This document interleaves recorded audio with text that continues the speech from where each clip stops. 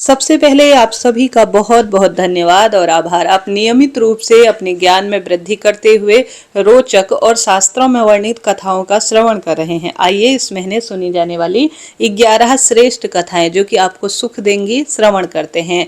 आप सभी बस वीडियो के अंत तक बने रहिए। सबसे पहले गणेश जी की कथा। एक बार गणेश जी महाराज एक सेठ जी के खेत में से जा रहे थे तो चुपके से 12 दाने अनाज के तोड़ लिए। फिर गणेश जी के मन में पछतावा हुआ तो मैंने तो आज जो है सेठ जी के यहाँ चोरी कर ली है। तो गणेश जी सेठ जी के यहाँ 12 साल की नौकरी में लग गए। एक दिन सेठानी जी राख से हाथ धो रही थी तो गणेश जी ने सेठानी का हाथ पकड़ लिया और मिट्टी से हाथ धुलवा दिए। सेठानी जी सेठ से बोली कि यह कैसा नौकर रखा है, नौकर होकर उसने मेरा हाथ पकड़ लिया। सेठ जी ने गणेश जी को बुलाकर पूछा तो उसने कहा कि तुम कैसे जो है सेठानी का हाथ पकड़ रहे हो, ऐसे कैसे कर रहे हो। तो गणेश जी ने बोला कि मैंने तो एक बात जो है सिखानी चाहिए थी कि राख से हाथ धोने से घर की लक्ष्मी नाराज हो जाती है, घर से चली जाती है, और मिट्टी से हाथ धोने से आती है। सेठ जी ने सोचा कि गणेश तो बड़ा सच्चा है। थोड़े दिन बाद जो है वह कुंभ मेले में जाने लगे। सेठ जी ने कहा गणेश जी सेठानी को भी कुंभ के मेले में स्नान करा कर ले आओ। सेठानी किनारे पर बैठकर नहा रही थी तो गणेश जी ने उनका हाथ पकड़कर आगे डुबकी लगवा दी। घर आकर सेठानी ने सेठ जी से कहा गणेश तो मेरी इज्जत ही नहीं रखता है कहीं भी और कुछ भी कर बैठता है, और इतने सारे आदमियों के बीच में उसने मुझे घसीट कर आगे पानी में डुबा दिया। तब सेठ ने गणेश जी को कहा कि ऐसा क्यों किया। तो गणेश जी ने कहा कि सेठानी किनारे पर बैठकर गंदे पानी से नहा रही थी तो मैं आगे चलकर अच्छे साफ सुथरे पानी में डुबकी लगा लाया। मैंने क्या गलत किया, इसे अगले जन्म में बहुत सारे जो है राजा और राजपाट मिलेगा, ऐसा मैंने सोचा। सेठ जी ने सोचा गणेश तो बड़ा सही है और सच्चा भी है। एक दिन घर में पूजा पाठ हो रही थी, हवन हो रहा था। सेठ जी ने गणेश जी से कहा कि आओ सेठानी को बुला कर लाओ। गणेश सेठानी को बुलाने गया तो सेठानी काली चुनरी ओढ़कर चलने लगी। तो गणेश जी ने तुरंत ही उसकी चुनरी फाड़ दी और कहा कि लाल चुनरी ओढ़ के लाओ। सेठानी जी नाराज हो गई। सेठ जी से आकर पूछा यह क्या बात है। तो सेठानी ने बोला कि गणेश ने मेरी चुनरी फाड़ दी है। सेठ जी ने गणेश को बुलाकर बहुत जोर से डांटा और उसने कहा कि तुम तो बहुत अधिक बदमाशी किया करते हो, तुमसे हम परेशान हैं। तो गणेश जी ने कहा कि पूजा पाठ में काला कपड़ा नहीं पहनते, इसलिए मैंने लाल वस्त्र पहनने के लिए कहा। मैंने क्या गलत कहा, हमेशा शुभ काम में लाल पीले वस्त्र ही पहनने चाहिए जिससे शुभ काम सफल हो जाता है।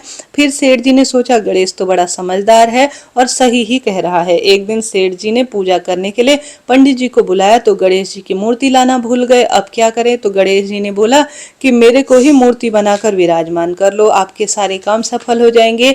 यह बात सुनकर सेठ जी को बड़ा गुस्सा आया और बोले कि तुम तो जो है अभी तक सेठानी से ही मजाक करते थे, अब मेरे से भी मजाक करने लगे। तो गणेश जी ने कहा मैं मजाक नहीं कर रहा हूँ, मैं सच बात कह रहा हूँ। इतने में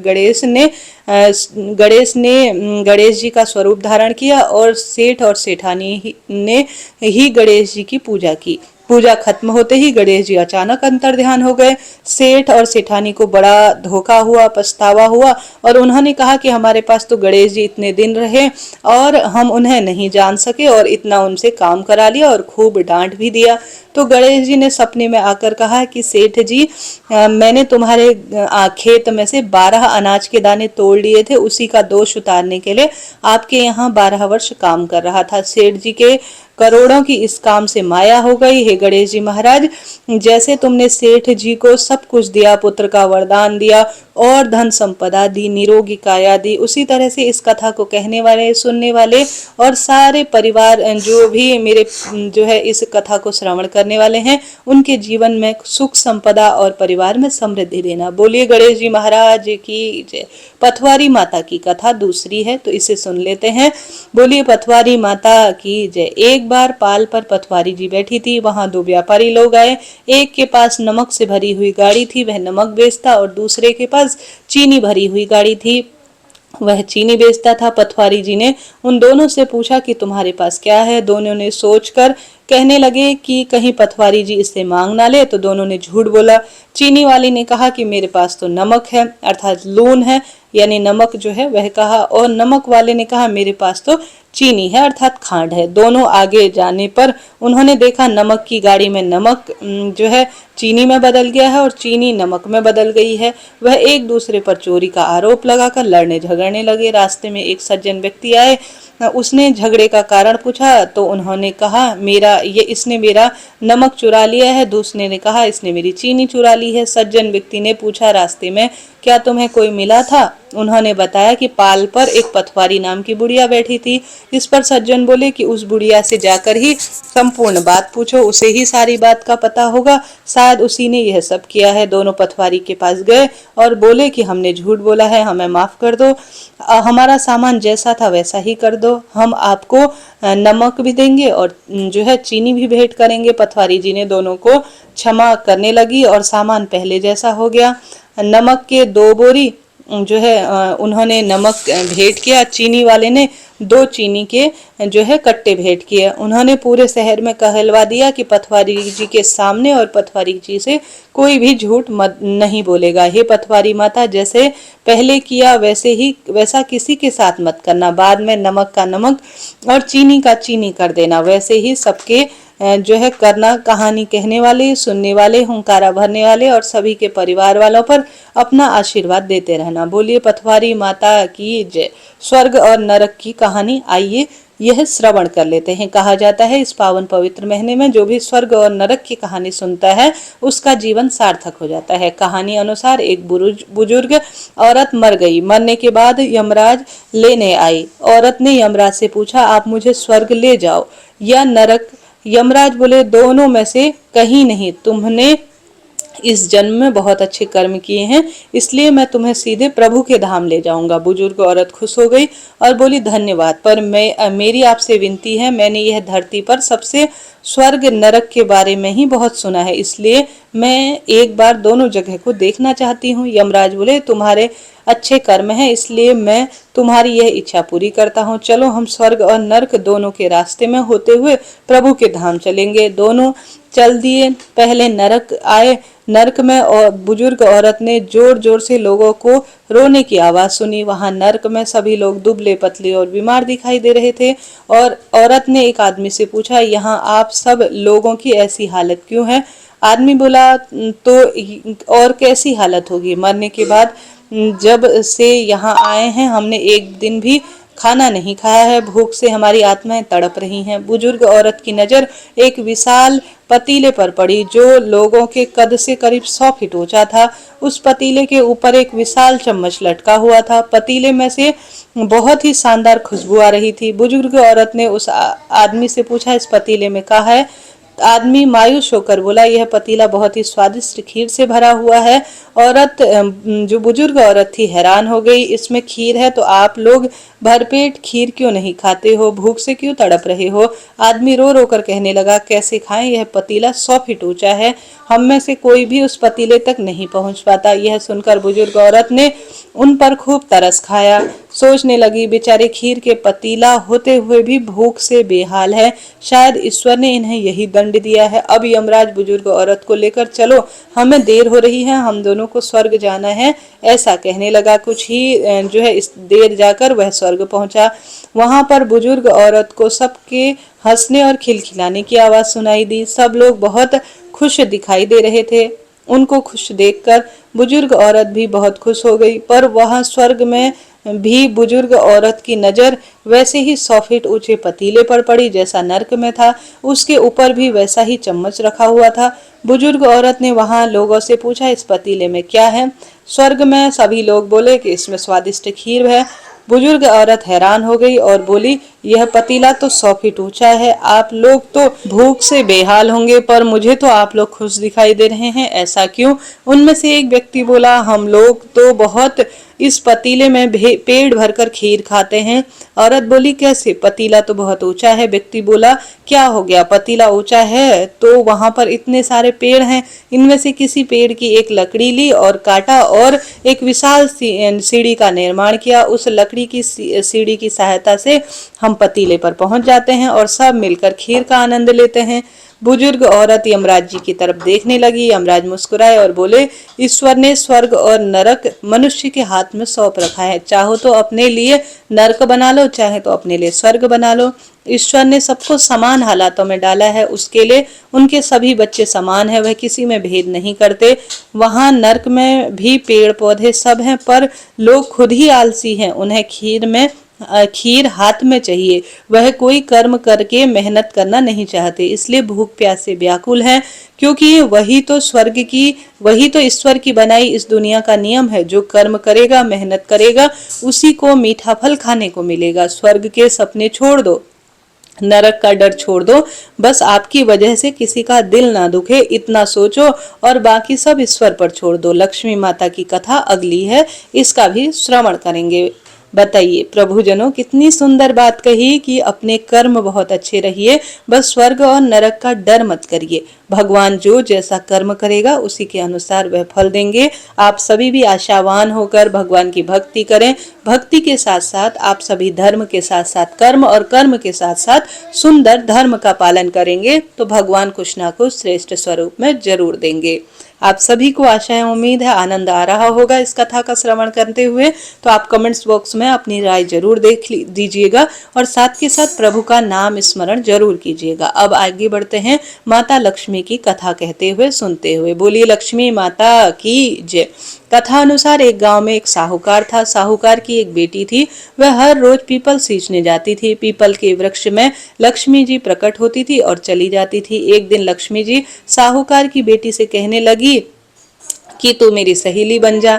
तब लड़की ने कहा कि मैं अपने पिता से पूछकर कल आऊंगी। साहूकार की बेटी ने घर आकर अपने पिताजी को सारी बात बता दी। तब उसके पिताजी बोले, वह तो लक्ष्मी जी हैं, अपने को और क्या चाहिए, तू लक्ष्मी जी की सहेली बन जा। दूसरे दिन वह लड़की फिर गई। तब लक्ष्मी जी पीपल के पेड़ से निकल कर आई और कहा, सहेली बन जा। तो लड़की ने कहा, बन जाऊंगी, और दोनों सहेली बन गई। लक्ष्मी जी उसको खाने का न्योता दिया।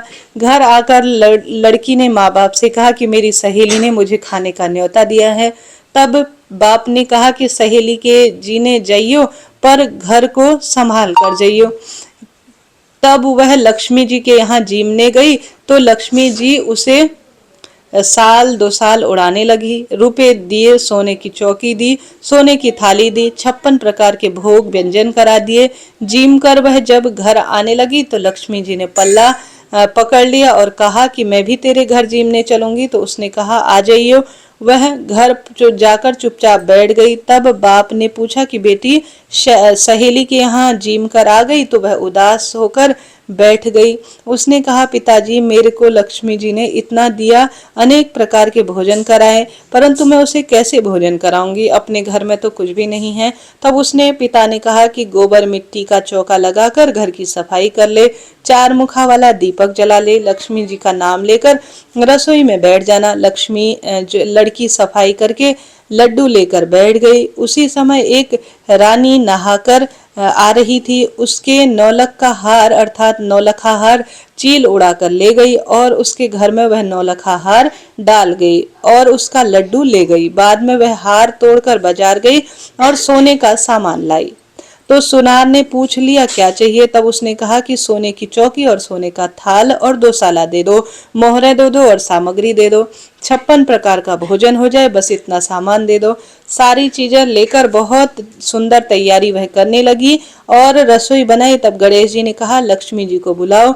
आगे आगे गणेश जी और पीछे पीछे लक्ष्मी जी आ गई। उसने फिर चौकी डाल दी और कहा, सहेली चौकी पर बैठ जा। जब लक्ष्मी जी ने कहा, सहेली चौकी पर तो राजा रानी के यहाँ भी नहीं बैठी, किसी के यहाँ नहीं बैठी, उसने कहा कि मेरे यहाँ तो बैठना ही पड़ेगा। फिर लक्ष्मी जी चौकी पर बैठ गई। उसने बहुत खातिरदारी की, जैसे लक्ष्मी जी ने उसने करी वैसे ही उसने करने का प्रयत्न किया। लक्ष्मी जी उस पर खुश हो गई। घर में खूब रुपया, लक्ष्मी, खूब अन्न धन के भंडार भर गई। साहूकार की बेटी ने कहा, अभी मैं आ रही हूँ, तुम यहीं पर बैठना। और वह चली गई। लक्ष्मी जी गई नहीं और चौकी पर बैठी रही। उसको बहुत दौलत दी। हे लक्ष्मी जी, जैसे तुमने साहूकार की बेटी को सच्ची सहेली बनाया, धन संपदा का भंडार भरा, उसी तरह से जो भी इस कथा को कहे, सुने, अच्छे श्रेष्ठ कर्म करे, दान पुण्य करे और सदा सर्वदा खुशियों का भंडार उसके घर में देना। साथ ही अपने सभी परिवार वालों को पीहर में, ससुराल में पोते देना और जीवन में खुशियां देना। लक्ष्मी माता सबका कष्ट दूर करना, दरिद्रता दूर करना, मनोकामना पूर्ण करना। बोले लक्ष्मी माता की जय। अब आइए अमर सुहाग देने वाली कथा का भी श्रवण कर लेते हैं। आइए आरंभ करते हैं। प्रिय श्रोताजनों, आपको आनंद आ रहा है तो कमेंट्स बॉक्स में आप राधे राधे जरूर लिखें। लक्ष्मी माता की जयकारे भी जरूर लगाएं। अमर सुहाग की कहानी इस तरह से है। एक ब्राह्मण ब्राह्मणी थे। उनकी 5 बेटियां थी। पांचों बेटी और बेटे विधि विधान से महादेव और मां पार्वती का पूजन करा करते थे। अमर सुहाग की कथा भी सुनते थे। पूजा के समय चारों बेटियां दीपक जलाती तो पूजा पूर्ण होने तक जलता रहता, बल्कि 5वीं बेटी का दीपक कहानी सुनने के बीच में ही बुझ जाता। वह देखकर 5वीं बेटी को चिंता होने लगी। सभी बहनों का दीपक तो जलता है, मेरा दीपक ही न जाने क्यों बुझ जाता है। एक दिन 5वीं बेटी ने घर जाकर माँ को सारी बात बता दी। तब माँ ने कहा, बेटा इसमें चिंता की कोई बात नहीं है, कल से तो दीपक में घी अधिक डालना। बेटी ने ऐसा ही किया। कुछ समय पश्चात ब्राह्मण ने 5 बेटियों का विवाह कर दिया। चारों बेटियों के घर अन्न धन के भंडार भरे रहे, परंतु 5वीं बेटी की आर्थिक स्थिति थोड़ा कमजोर थी। उसका पति जंगल से लकड़ी काटकर उन्हें बेचकर घर चलाता था, परंतु 5वीं बेटी संतोषी बहुत थी और समझदार भी बहुत थी। कभी किसी से कोई शिकायत नहीं करती थी। विवाह के बाद भी महादेव मां पार्वती का विधि विधान से पूजन करती थी और कर्म बहुत सुंदर रूप में किया करती थी। एक दिन उसका पति कम लकड़ियां लेकर आया तो उसने पूछा, आज लकड़ी कम क्यों है? तो पति ने कहा, आज मेरी तबीयत कुछ खराब है, मुझे बुखार है। दूसरे दिन लड़की ने पति से कहा, आज तुम्हारी तबीयत ठीक नहीं है, मैं भी तुम्हारे साथ चलूंगी। उसने ऐसा कहा। सास ससुर की आज्ञा लेकर पति के साथ वह भी चल पड़ी। जंगल में पति की तबीयत खराब हो गई और पति की अचानक से मृत्यु हो गई। जंगल में अकेली थी, कोई मदद के लिए नहीं था। पति का सर गोद में रखकर खूब विलाप रोने लगी। रोते रोते शिव पार्वती जी को पकड़ लिया। हे महादेव, हे माँ पार्वती, मैंने सदैव आपका पूजन किया है, आपके सिवा मेरा कोई नहीं है। मैं घर जाकर अपने बड़े बूढ़े सास ससुर से क्या करूंगी, क्या कहूंगी उनसे? ऐसा वह सोचकर विलाप करने लगे। उसकी भक्ति भावना और उसके निर्मल मन को देखकर माँ पार्वती ने कहा, हे प्राणनाथ, हमें इस निर्जल जंगल में कौन पुकार रहा है? हमें उसकी रक्षा करनी चाहिए। और माता पार्वती प्रकट हो गई। माता पार्वती ने पूछा, लड़की क्या हुआ, तुम क्यों रो रही हो? तब वह लड़की ने सारी बात बताई और महादेव जी माता पार्वती जी के चरण पकड़ लिए और विनती करने लगी। उनकी पूजा भक्ति से प्रसन्न होकर उनके पति के जीवन को दान दिया। अमर सुहाग का और आशीर्वाद स्वरूप हमेशा उसका पति साथ रहे, ऐसी जो है माँ पार्वती और महादेव ने उसे आशीर्वाद दिया। कोई भी स्त्री जो सुहागिन स्त्री है, श्रद्धा भक्ति से अमर सुहाग और शिव पार्वती के निमित्त पूजन पाठन करती है, निश्चित रूप से इस कथा को सुनती है, वह सदैव अखंड सौभाग्यवती रहेगी। उसके सुख संपत्ति अन्न धन के भंडार सदैव बने रहेंगे। बोलिए शंकर भगवान की जय, माता पार्वती की जय। प्रिय श्रोताजनों, अब आइए इस महीने सुनी जाने वाली धरती माता की कथा भी श्रवण कर लेते हैं। धरती माता की कथा अनुसार प्राचीन समय में एक गांव में एक माँ और उसका बेटा बेटी रहा करते थे। माँ गरीब थी, मजदूरी कर कर अपने बेटा और बेटी का पेट पाला करती थी। धीरे धीरे जैसे तैसे दिन गुजर रहे थे और बच्चे बड़े होने लगे। बेटी शादी के योग्य हो गई। तब माँ बूढ़ी होने लगी। माँ ने अपने बेटे को कहा, बेटा तेरी बहन शादी के योग्य हो गई है, इसलिए जैसा तेरे से समझ में बैठे वैसा घर देखकर इसी शादी कर देना। ऐसा बोलकर माँ तो कुछ ही दिनों में मर गई। उसका भाई गांव गांव में घूमा, लेकिन बहन के योग्य पति नहीं मिला। वह घूम घूम कर थक गया और एक दिन सोचने लगा कि मेरे जैसा तो इस दुनिया में कोई नहीं है, इसलिए मैं ही इससे शादी कर लेता हूँ। ऐसा सोचकर वह चुनरी और शादी के लिए सब सामान ले आया। तब उसकी बहन ने पूछा कि भाई तुम यह सब सामान क्यों लाई हो? तब उसने भाई ने कहा कि बहन यह सब सामान तुम्हारी शादी के लिए लाया हूँ। गांव वालों ने बहन से कहा कि तुम्हारा भाई ही तुमसे शादी करने वाला है। तब बहन ने जाकर अपने भाई से पूछा कि भाई मेरी शादी किससे कर रहे हो? इस पर भाई का कोई जवाब नहीं आया। तब बहन समझ गई। उसने एक लोटे में जल लिया, चुनरी ली, चप्पल पहनकर जंगल की तरफ चली गई। जंगल में गाय चराने वाले ग्वाले ने उससे पूछा कि यहाँ क्या कर रही हो? तो उसने कुछ नहीं कहा। वन में जाकर वह धरती माता को पुकारने लगी और बोली, हे धरती माता, अब तुम ही मेरी लाज रखना वरना अनर्थ हो जाएगा। वह बोली, मैं क्या करूं बताओ। माँ बोली, मुझे अपनी गोद में ले लो वरना अन्याय हो जाएगा। तब धरती फटी और बहन एक तरफ चुनरी, लोटा और चप्पल रखकर धरती में जाने लगी। इतने में दौड़ता हुआ उसका भाई जंगल में आया और ग्वाल वालों से पूछने लगा कि मेरी बहन किधर है? ग्वालों ने कहा, तेरी बहन उस तरफ गई है। वह बहन बहन पुकारता हुआ उसकी तरफ दौड़ा। वह तब देखता है कि उसकी बहन धरती में समा रही है। यह देखकर बहन को पुकारता हुआ उसकी तरफ दौड़ा। तब तक उसकी बहन धरती में समा चुकी थी। केवल थोड़े से बाल दिखाई दे रहे थे। वह बहन के बालों को मुट्ठी में पकड़कर रोने लगा। बहन तो सत्य के लिए धरती पर माँ की गोद में समा गई।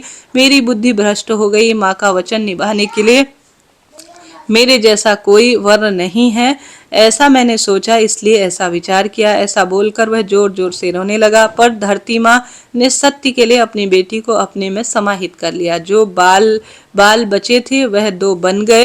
इसलिए धरती माता की कहानी जो भी सुनता है उन्हें चुनरी, चप्पल, लोटा, बर्तन, हरा मूंग और लड्डू कुंवारी कन्या को देती है। जो भी धरती माता की कहानी सुनता है और धरती माता की कथा जो सुनते हैं उनका निरोगी जीवन रहता है और धरती माता उनके जीवन में सदा सर्वदा खुशियां भरते हैं। बोलिए धरती माता की जय। प्रिय श्रोताजनों, अब आइए इसके आगे 8वें वार की कथा का श्रवण कर लेते हैं। 8वें वार की कथा अनुसार किसी गांव में एक माँ और बेटा रहते थे और बहू भी साथ में रहा करती थी। एक दिन सुबह सुबह माँ गंगा स्नान करने के लिए जाती थी तो बहू से कहकर जाती थी कि बेटे को सुबह की रोटी दे देना। उसने कहा, ठीक है, मैं दे दूंगी। बेटा सुबह उठा और बोला कि माँ मुझे रोटी दे दो। यह सुनकर उसकी पत्नी आई और बोली कि ना तो वो तुम्हारी माँ यहाँ है और न ही रोटी है। कुछ कमा कर लाओगे तो ही मैं रोटी दूंगी। वह बोला, भगवान मैं कमाना नहीं जानता, इसलिए बहू नहीं मानी। उसने कहा, अच्छा तुम 4 रोटी आम के अचार के साथ ही दे दो। बहू ने 4 रोटी दी और अपने पति को वह पूरी तरह से गुस्से में रोटियां दे आई। वह रोटी लेकर कुएं के मुडेर पर आकर बैठा और भगवान को याद करने लगा और बोला, राम जी कोई कमाने का रास्ता बताओ, मैं कमाने की बात को नहीं जानता हूँ। भगवान उसकी बात सुनकर ब्राह्मण का वेश बनाकर आए और कहने लगे, तुम इतने उदास क्यों बैठे हो? वह बोला, मेरी पत्नी ने कहा है कि जब तुम कमाना जानोगे और कमा कर लाओगे तभी ढंग से रोटी मिलेंगी और मैं गुस्सा नहीं करूंगी, लेकिन मैं कमाना नहीं जानता। भगवान बोले, मैं भी कमाना नहीं जानता हूँ, लेकिन मैं 8 वारों के नाम से जानता हूँ। अब तुम्हारे घर में अन्न धन्य के भंडार भरेंगे और तुम्हें रास्ता भी जरूर मिलेगा। भगवान बोले कि तुम चावल के दाने ले लेना और पानी की एक घंटी लेना। जो बर्तन ढके हुए हैं उनका मुंह खोल देना। जो घर के बर्तन उल्टे पड़े हैं उनको सीधा कर देना। भगवान के रूप में ब्राह्मण बोले। कथा उन्होंने ब्राह्मण देवता ने कही और उसने सुनी। रविवार, सोमवार, मंगलवार, बुधवार, बृहस्पतिवार, शुक्रवार, शनिवार 8 बार का आसरा भरियो पीहर सासरा। जिसके बाद उसके घर में अटूट भंडार होते चले गए। घर पहुंचा तो उसकी पत्नी ने पूछा, आज क्या लाए हो? उसने कहा कि 8 बार का नाम लाया हूँ। पत्नी ने सोचा चलो कुछ तो लाया है। फिर पत्नी ने चावल के दाने और पानी की घंटी ला दी। जो औंधे मुंह पड़े थे उन्हें सीधा कर दिया, जो ढके हुए थे उन्हें मुंह खोल दिया। पति ने कहा, पत्नी ने सुनी। रविवार, सोमवार, मंगलवार, बुधवार, बृहस्पतिवार, शुक्रवार, शनिवार 8 बार का आसरा भरियो पीहर सासरा और अटूर भंडार भरते चले गए। उसकी पत्नी ने उससे एक दिन कहा कि बेटी से मिलने जा रही हूँ। फटे से कपड़े पहन के यहाँ आया तो बच्चे बोले कि नाना आ गए, नाना आ गए। बेटी बोली कि नाना क्या लाए हैं? 2 दिन की मुफ्त रोटियां तोड़ने आए हैं। बेचारा सोचने लगा कि गरीबी सब कहलवा देती है मुख से। तब पिता ने बेटी से कहा, बेटी मेरी 8 बार की कहानी सुन ले। बेटी ने जवाब दिया, पिताजी मेरा जूठा मुंह है, और पिताजी भूखा ही सो गया। अगले दिन बेटी को पिता पर तरस आया। उसने कहा, पिताजी आप अपनी कहानी सुनाओ, मैं सुनूंगी। पिता बोले कि चावल के दाने ला, पानी की घंटी ला, औदे मुंह जो है बर्तन पड़े हैं उन्हें सीधा कर दे, जो ढके हुए हैं उनका मुंह खोल दे। पिता ने कही, बेटी ने सुनी। बृहस्पतिवार, बुधवार, रविवार, सोमवार, मंगलवार, शुक्रवार, शनिवार, 8 बार का आसरा, भरियो पीहर सासरा, और अटूर भंडार भरते गए। बेटी टोकरी भर कर जो है खूब जो है बांटने लगी। अड़ोस पड़ोस में सारी चीजें उसने बांट दी। जो कहते थे कि तुम्हारा बाप कुछ नहीं लाया है, वह आज सब कहने लगी कि तुम्हारा जो है बाप तो खूब सामान लेकर आया है। बेटी ने जवाब दिया कि मेरा बाप कभी खाली हाथ नहीं आता, वह कुछ न कुछ लेकर ही आता है। यह तो 8 बार की कहानियों का फल है। पड़ोसन बोले कि आपने अपने पिता से कहो कि हमें भी 8 बार की कहानी सुना दे। पिता ने कहा कि आज तो मेरा जूठा मुंह हो गया है, कल मैं तुम्हें जरूर कहानी सुनाऊंगा। दूसरे दिन पिता ने बेटी के पड़ोसन को भी 8 बार की कहानी सुनाई, जिससे उसके घर में अन्न धन्य के भंडार भरते चले गए। हे भगवान, जैसे भगवान के वेश में ब्राह्मण ने 8 बार की कहानी से सबके अन्न धन्य के भंडार भरे और उसे भी रोजगार का रास्ता बताया, ठीक उसी तरह से कहानी कहने वाले, सुनने वाले, हुंकारा भरने वाले सभी के परिवार में अटूट रूप से धन के भंडार भरना। इस तरह से यह कथा है। प्रिय श्रोताजनों, इस महीने धर्मराज जी की कथा भी सुनी जाती है। आइए वह भी सुन लेते हैं। प्राचीन समय की बात है। एक नगर में 2 सेठ जी थे। बड़ी सेठानी के घर में बहुत धन था, लेकिन वह कंजूस थी। छोटी सेठानी के मन में धन कम था, लेकिन मन में दयालु और मददगार थी। वह स्वयं को धर्म और कर्म के कार्यों में रखती थी, दोनों की मदद करने में लगा रहती थी। वह रोज सवेरे गंगा स्नान के लिए जाती थी। तुलसी माता, बड़, पीपल, बेलपत्र, इन सब को सींचकर भगवान के मंदिर में जाकर पूजा करती, धर्मराज जी की कथा सुनती। लेकिन जब सेठानी यह सब देखती हंसती थी और कहती थी, पता नहीं किस तरह से फालतू के कामों में लगे रहती थी। ऐसा करते करते कुछ दिन बीत गए और दोनों सेठानियां वृद्ध हो गई। जब भगवान के घर से बुलाया तो छोटी सेठानी को ले जाने के लिए धर्मराज जी ने अपना विमान भिजवाया, जबकि बड़ी सेठानी को दूत मारते हुए ले गए। रास्ते में बड़ी सेठानी ने कहा कि मुझे भूख लगी है। तब दूत बोले, यदि जीवन में किसी को खाना खिलाया हो भूखे को तो तुम्हें भी खाना मिलेगा। थोड़ी देर बाद उसने कहा कि मुझे प्यास लगी है। तब दूत बोले, यदि तुमने जीवन में किसी को पानी पिलाया हो तो तुम्हारे नसीब में भी पानी होगा। रास्ते में उसे कांटे चुभने लगे और तेज गर्मी पड़ने लगी। दूत घसीटते हुए से ले गए। अब बड़ी सेठानी बहुत पछताने लगी कि मेरे पास सब कुछ होते हुए भी दान पुण्य धर्म कर्म कुछ भी नहीं किया। इतनी देर में धर्मराज जी का दरबार आ गया। वहां जाकर उसने देखा कि छोटी सेठानी भगवान के पास सिंहासन पर बैठी है।